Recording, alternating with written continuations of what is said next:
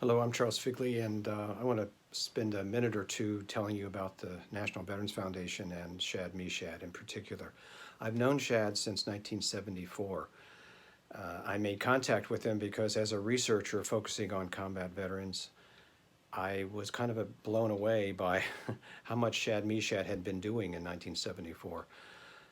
In contrast to the VA, who pretty much sticks to their own place, their own campus, in effect, Shad was able to not only blaze trails with regard to connecting with veterans and where they live, where they occupy space, going to them rather than expecting them to go to you or us or him.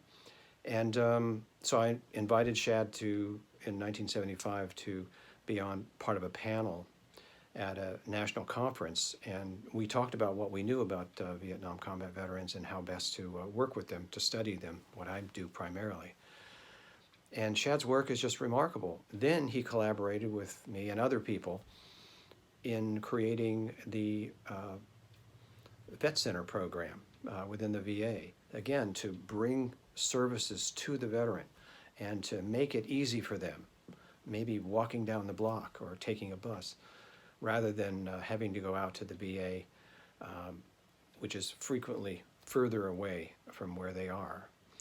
So he was able to start that program, and then eventually he felt that there needs to be something in a nonprofit context in which you could bring services to the vet. So he was among the first to establish a hotline for taking care of vet suicides and other kinds of crises. So the National Veterans Foundation emerged from all of that work, and so as a result of that, it's hard to differentiate between the NVA and Shad Meshad because they have very similar values, very similar ethics, and they want to connect with the veteran and to supplement what the VA and other organizations have done.